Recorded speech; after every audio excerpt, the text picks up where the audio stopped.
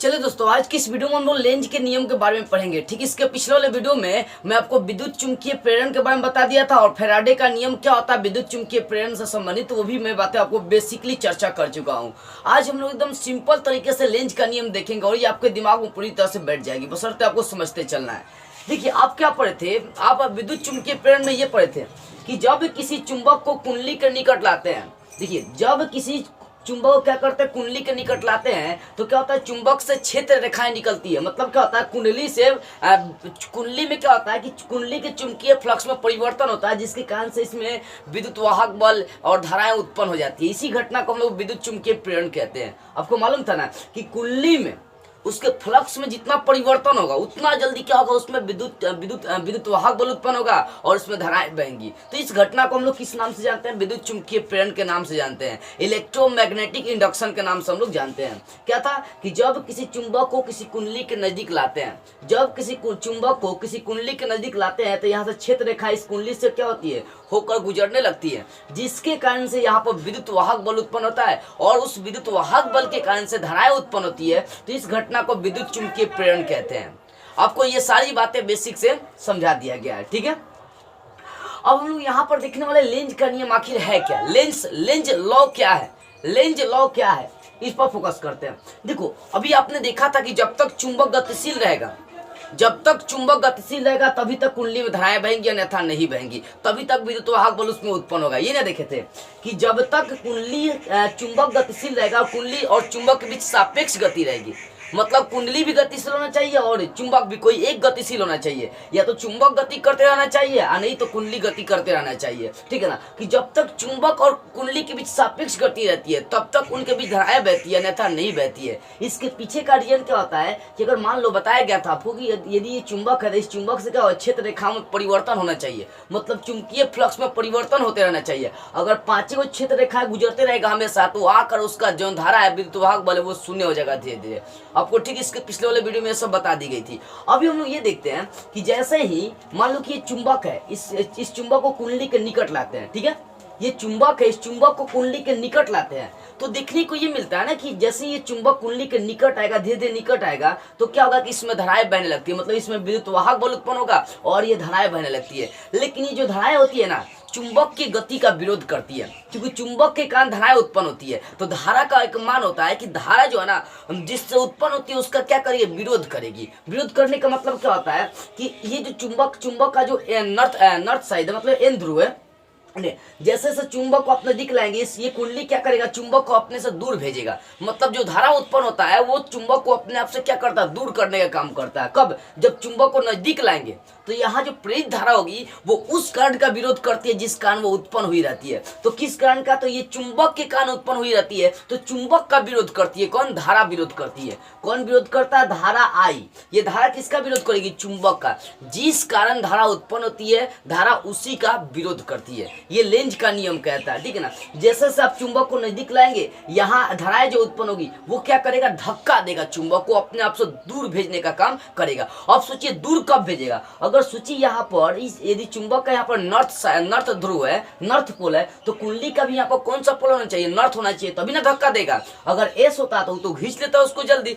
इसी कारण से यहाँ जो कुंडली का जो ये वाला ध्रुव होता है ये नॉर्थ साइड का व्यवहार करता है ताकि ये क्या करे, एन को धक्का दे सकता है। एन का मतलब क्या होगा, सेम ध्रुव कभी भी एक दूसरे को प्रतिकर्षित करते हैं, रिपल्सन। और अलग अलग ध्रुव जो होता है ना एक दूसरे को अट्रैक्टिव मतलब आकर्षण करने का काम करते हैं। अब पहले भी ये सब बातें जानते हैं। ठीक है ना, तो यहाँ जो धाराएं उत्पन्न होती है चुंबक को विरोध करती है, चुंबक को दूर भेजने का काम करती है। कब, जब चुंबक को नजदीक लाते हैं तब। अब देखिए ठीक यहाँ पर ये उल्टा होता है, जब चुंबक को वही दूर ले आते हैं, दूर ले आने के बाद भी क्या होता है, इसमें धाराएं बहती है। लेकिन यहाँ जो धाराएं बहती है ना वो चुंबक को अपने ओर खींचने का काम करती है, कहीं ना कहीं विरोध कर रही है। देखिए, जब चुंबक नजदीक आ रहा है तो उसको दूर भेजने का काम करिए, और जब चुंबक दूर जा रहा है तो उसको नजदीक खींचने का काम कर रही है। अब सोचिए इसका एन ध्रुव है, ठीक है ना, अब ये दूर जा रहा है तो इसको खींचने का काम कर रहा है, तो एन को कौन सा ध्रुव खींचेगा, इसका मतलब है कि इस कुंडली के सिरे पर कौन सा एस ध्रुव उत्पन्न हो जाता है। क्यों, क्योंकि एन को ऐसे आकर्षित कर सकता है और एस एस रहेगा तो उसको दूर भेज सकता है। बात सीधी सी है।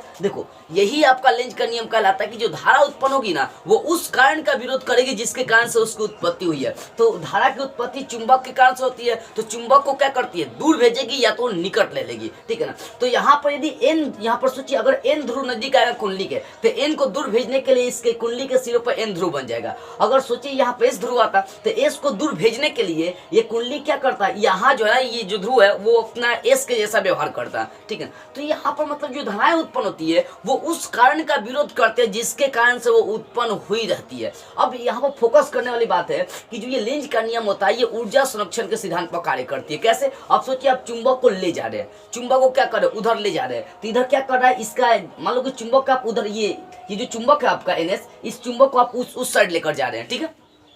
ये जो चुंबक आप इसको उस साइड लेकर जा रहे हैं तो यहाँ जो इस ध्रुव चुंबक को खींच रहा है, अब ये भी खींच रहा है और आप भी उधर खींचते जा रहे हैं, तो कहीं ना कहीं आप कार्य कर रहे हैं और वही कार्य ऊर्जा के रूप में कन्वर्ट हो जाता है। देखो ऊर्जा का संरक्षण सिद्धांत कहता है कि ऊर्जा को आप न तो नष्ट कर सकते हैं और नहीं निर्माण कर सकते हैं, बशर्ते ऊर्जा को एक रूप से दूसरे रूप में आप कन्वर्ट कर सकते हैं, ठीक है ना। तो यहाँ जो कार्य करना पड़ता है वो ऊर्जा को चेंज कर देते हैं, मतलब कहीं ना कहीं आप चुंबक को उधर ले जा रहे हैं और ये कुंडली चुंबक को खींच रहा है। अब यहाँ पर देखो जैसे आप चुंबक को नजदीक ला रहे हैं, चुंबक को आप अपने हाथ से क्या कर धक्का उसको नजदीक ला रहे हैं और ये कुंडली उसको धक्का दे रहा है, ये धक्का दे रहा है और आप उसको नजदीक ला रहे हैं, आप भी अपना बल लगाकर, तो कहीं ना कहीं आपको कार्य करना पड़ रहा है। तो सिर्फ क्या कर रहे हैं, ऊर्जा का परिवर्तन कर रहे हैं, बस ऊर्जा का निर्माण नहीं कर रहे हैं, ठीक है ना। देखिए आपको ऊर्जा समझ में आती है। देखो दो तरह की ऊर्जा होती है, अगर ये मार्कर हमारे हाथ में है तो ये अपनी स्थिति के कारण जो ऊर्जाएं यहाँ पर होती है वो स्थितिज ऊर्जा, लेकिन अगर यही मार्कर गिरा देंगे तो ये अपने गति के कारण जो ऊर्जाएं होंगी ना वो हो जाएगा गतिज ऊर्जा। तो है तो ऊर्जा सेम ही है,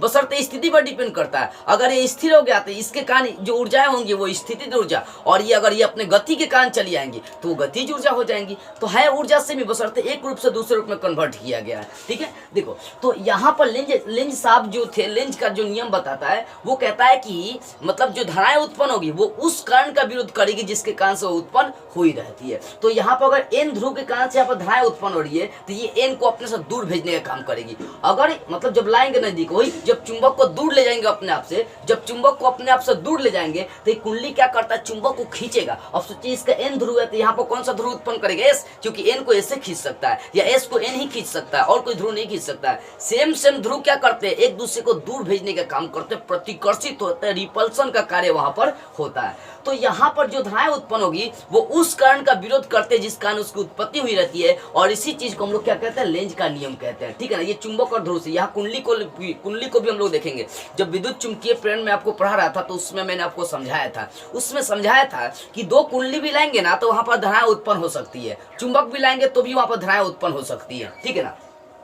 तो यहाँ पर समझते चलिए, जब चुंबक को नजदीक, कुंडली के नजदीक लाते हैं तो यहाँ धाराएं उत्पन्न होती है, लेकिन जो धाराएं उत्पन्न होती है वो चुंबक के गति का विरोध करती है। अगर चुंबक नजदीक आ रही है तो उसको दूर भेजेगी। वही जब चुंबक को दूर ले जाएंगे तो कुंडली में जो धाराएं उत्पन्न होती है वो चुंबक को नजदीक खींचने का काम करती है, मतलब चुंबक के गति का विरोध करती है, ठीक है ना। बशर्ते ऊर्जा को एक से दूसरे रूप में कन्वर्ट करने का काम करती है। अब जैसे इसको समझते हैं, यहाँ पर देखो दो तरह की कुंडली लेकर मैं चला हूँ, ठीक है ना। ए बी सी डी एक कुंडली, पी क्यू आर एस एक कुंडली है। ये दो तरह की कुंडली यहाँ पर है। एक कुंडली क्या हो रही है कि ये देखो क्रॉस क्रॉस क्रॉस ये सब लिखे है ना, ये सब चुंबकीय क्षेत्र को दर्शा रही है कि यहाँ पर क्या चुंबकीय क्षेत्र है। अब एक कुंडली चुंबकीय क्षेत्र से ये वाला बाहर निकल रही है और ये वाला अंदर आ रही है। अब सोचिए जब ये वाला कुंडली जब बाहर आएगी तो यहाँ पर इसमें धाराएं कम बहेंगी। धाराएं मतलब यहाँ पर बल रेखा है, चुंबकीय फ्लक्स में परिवर्तन होगा, क्योंकि बाहर निकलेगी तो बहुत ही कम चुंबकीय फ्लक्स यहाँ से गुजरेगा, मतलब बहुत ही क्षेत्र रेखाएं कम गुजरेगी। तो कहीं ना कहीं इसका चुंबकीय फ्लक्स जो ये एबीसीडी जो कुंडली है बाहर निकलेगा तो इसका चुंबकीय फ्लक्स कम हो जाएगा। जब चुंबकीय फ्लक्स कम हो जाएगा तो भाई इसका विरोध करना है ना, लेंज का नियम, अगर चुंबकीय फ्लक्स कम होगा तो वहां धाराएं इस प्रकार उत्पन्न हो जाएंगी ना कि चुंबकीय फ्लक्स को क्या करेगा, बढ़ा देगा। ये विरोध करता है गति का, अगर कम होगा तो अधिक करेगा, दूर जाएगा तो नजदीक खींचेगा और नजदीक आएगा तो उसको दूर भेजेगा। अगर यहाँ पर चुंबकीय फ्लक्स ये मान लो 5 है तो ये चुंबकीय फ्लक्स का और ये कम हो रही है यहाँ पर, जब इस कुंडली को बाहर निकालेंगे तो यहाँ पर धाराएं इस प्रकार उत्पन्न होगी, चुंबकीय फ्लक्स को ऊंच कर देंगे, ठीक है ना, चुंबकीय फ्लक्स को ऊंच करेंगे। अब सोचिए जब धाराएं बाहर बहेंगी, सोचिए अगर धाराएं बाहर की ओर निकलेंगी तो कहीं ना कहीं चुंबकीय फ्लक्स कम, धाराएं भी चुंबकीय फ्लक्स भी कम हो जाएगा।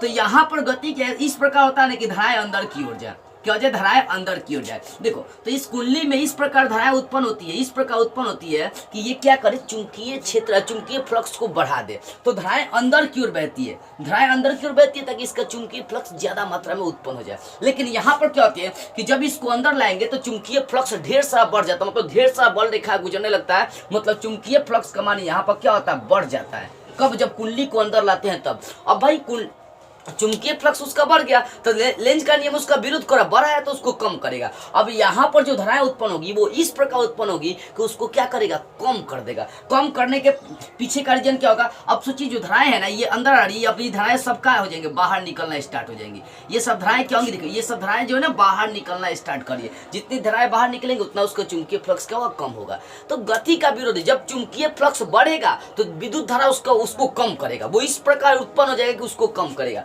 आज जब वही चुंबकीय फ्लक्स कम होगा तो धारा इस प्रकार उत्पन्न होगी कि वो क्या करेगा, उसको अधिक करने का काम करेगा। लेंज का नियम ही होता है कि धाराएं जो उत्पन्न होगी ना वो उस कारण का विरोध करती है जिसके कारण से उसकी उत्पत्ति हुई रहती है। जो उसको उत्पन्न करता है उसी को क्या करता है, वो विरोध करता है धाराएं। किसमें, लेंज का नियम में। लेंज साहब यही कहते हैं कि जिस कारण से वो उत्पन्न हुआ, जौन इसको जन्म दिया उसी का ये विरोध करता है कि तू जन्म काहे दिया। सोचिए तो ये जब चुंबक को नजदीक लाएंगे तो यहाँ जो धाराएं उत्पन्न होती है वो चुंबक को दूर भेजेगा, जब चुंबक को दूर ले जाएंगे तो यहाँ जो धाराएं उत्पन्न होती है वो चुंबक को निकट खींचने का काम करता है। ठीक है ना, यहाँ भी कुंडली में सेम वैसी होती है। चलिए लेंज का नियम पढ़िए। देखो विद्युत चुंबकीय प्रेरण के प्रत्येक अवस्था में किसी विद्युत परिपथ में प्रेरित विद्युत वाहक बल और प्रेरित धारा की दिशा इस प्रकार होती है कि वह उस कारण का विरोध करती है जिस कारण उसकी उत्पत्ति हुई रहती है। कहने का मतलब यहाँ विद्युत वाहक बल उत्पन्न होगा, विद्युत वाहक बल के कारण से उसमें धाराएं उत्पन्न होगी। तो जो विद्युत वाहक बल या धाराएं उत्पन्न होती है वो इस प्रकार होती है कि उस कारण का विरोध करेगी जिसके कारण इसकी उत्पत्ति हुई रहती है। धारा की उत्पत्ति इस प्रकार होती है